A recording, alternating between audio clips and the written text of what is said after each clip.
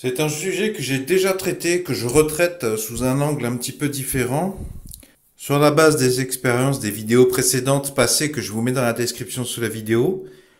Je vais partir sur pas me prendre la tête sur est-ce que c'est ça, est-ce que c'est plutôt ça. Je vais plutôt partir sur l'idée de tout déposer et tout décalcériser au vinaigre cristal. Alors ça c'est du 19 et ça c'est du 21.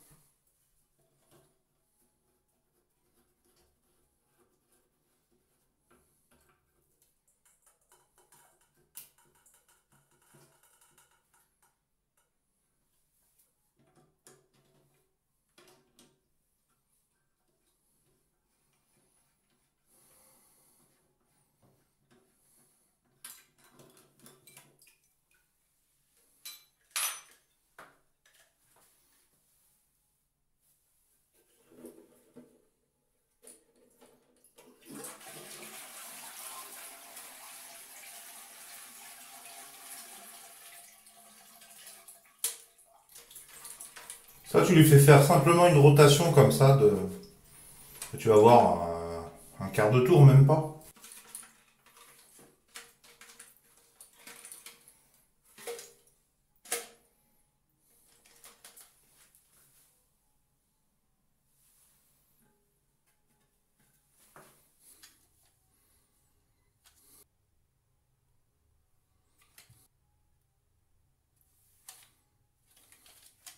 Tu vois, ce qui retient mon attention, c'est en particulier là, la forme là. Parce qu'ici, c'est le joint. On voit qu'il y a beaucoup de grains de calcaire. Alors que justement, ça, c'est vissé sous l'effet du vissage de la partie plastique. C'est vissé contre le siège des toilettes là, la céramique. Et donc, les petits grains de sable là, qui sont du calcaire, ben, ça l'empêche de jouer son rôle, quoi. Je pense que c'est lui le principal fautif. En plus, je sais pas si tu le verras à la caméra, mais on voit qu'il a pris, il est déformé, quoi, carrément. Enfin, là, en tout cas.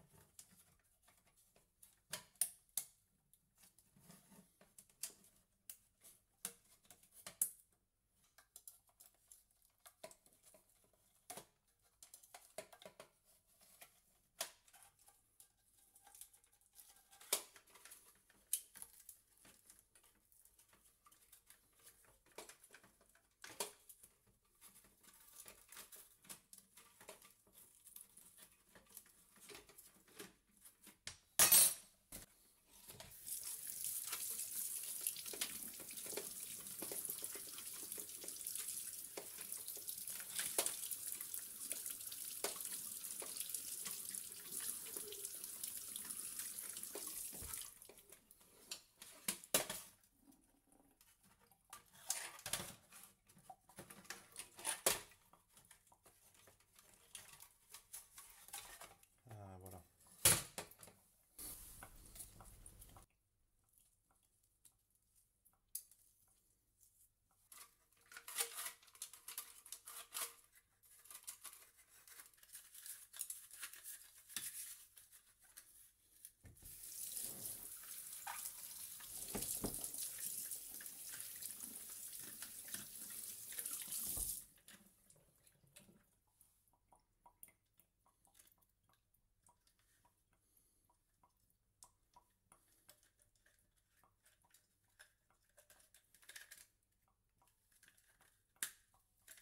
Je sais pas comment c'est à Paris, mais dans le sud de la France, enfin dans la moitié sud de la France, ça vaut moins d'1 euro dans n'importe quel hypermarché. Vinaigre cristal, c'est exactement la même chose que vinaigre blanc.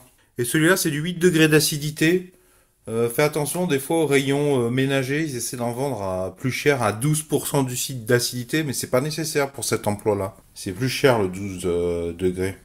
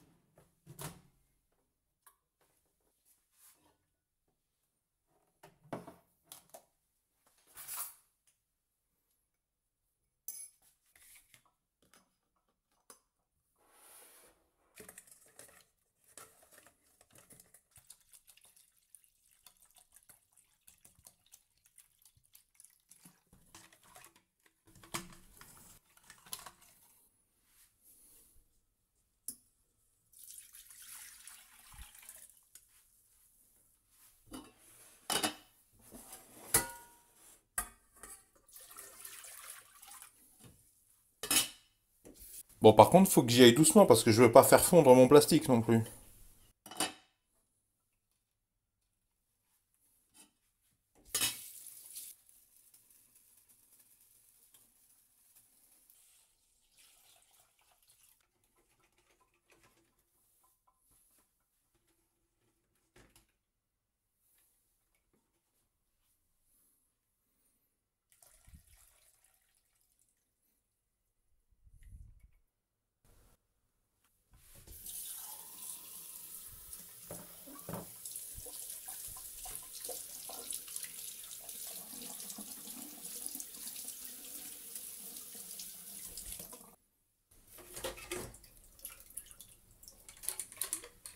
Bon, j'ai pas été très patient, je l'ai pas laissé beaucoup barboter, mais je pense que j'ai été influencé par le fait que je pense que le gros du problème vient manifestement d'ici.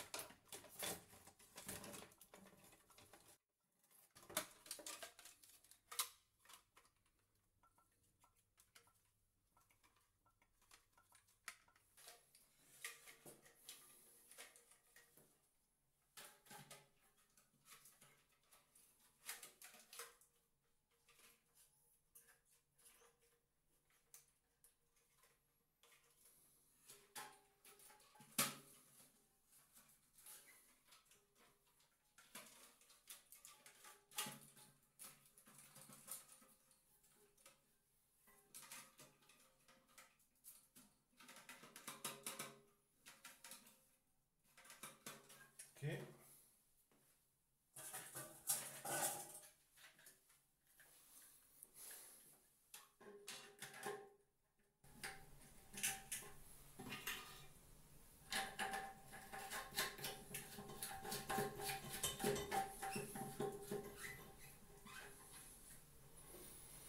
Voilà, ça sert à rien de serrer comme un âne. Au contraire.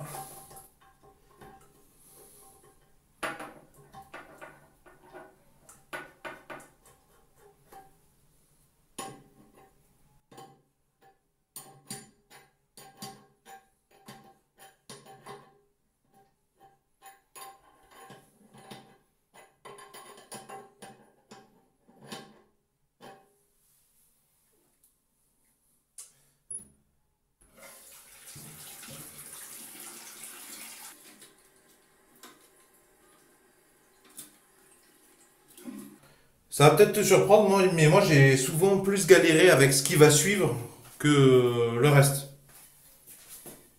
Je comprends pas tout à ce système et à son réglage.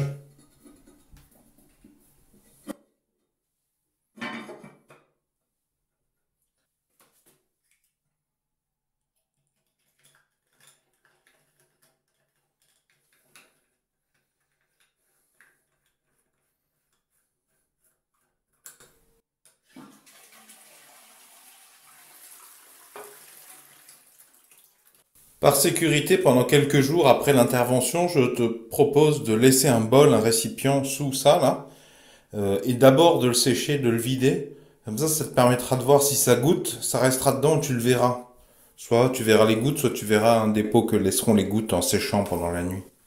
On entend la VMC là qui tourne au loin, mais on n'entend plus le sifflet de DVC, de la fuite.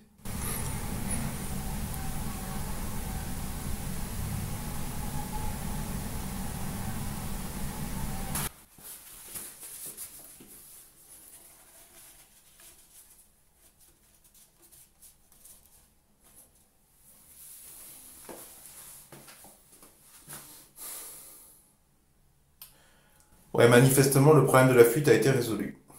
Vous trouverez les noms et les références précises des outils que j'ai montrés dans cette vidéo dans la description sous la vidéo. J'espère que ce retour d'expérience vidéo pourra vous aider à trouver des solutions à votre problème ou au moins encourager les profanes à prendre confiance et à se lancer. Si vous appréciez cette démarche de partage de solutions, pouvez-vous mettre un pouce vers le haut, s'il vous plaît, pouvez-vous mettre un j'aime. Si vous aimez l'idée de réparer par vous-même un maximum d'appareils électroniques, électroménagers, électro-informatiques, etc., je vous recommande de vous abonner à la présente chaîne YouTube puisque c'est une des thématiques principales. Vont s'afficher justement à l'écran un rond, un rectangle et un carré. Le rond, vous cliquez dessus, ça vous abonne gratuitement à la présente chaîne YouTube. Le rectangle, si vous cliquez dessus, cela vous emmènera vers tous les épisodes de la même veine, uniquement sur cette thématique. Elle s'appelle électroménager et électronique. Il y a beaucoup de réparations pratiques de différents objets du quotidien. Et il y a aussi quelques petites explications sur certains concepts. Quant au carré, ça c'est pour ceux qui ne sont pas trop YouTube ou qui ne sont pas intéressés par toutes les thématiques que j'aborde sur cette chaîne YouTube et qui préfèrent recevoir par mail uniquement les vidéos sur la thématique réparer des objets du quotidien, donc notamment beaucoup d'électroménager, d'électro-informatique, d'électronique, etc., etc. Donc si vous cliquez sur le carré, ça vous emmène sur une nouvelle page sur laquelle vous aurez la liberté, si vous le souhaitez, de me laisser un prénom, un pseudo, que sais-je, plus votre adresse email, et je m'en servirai pour vous envoyer uniquement les futures vidéos sur cette thématique et réparer des objets du quotidien. Bien sûr, vous pouvez vous désinscrire n'importe quand. Bien sûr, je ne partage et encore moins ne revends ces adresses email à absolument personne. C'est dans le strict respect de la réglementation générale sur la protection des données. Et surtout, je ne garde pas les informations des gens qui se désinscrivent.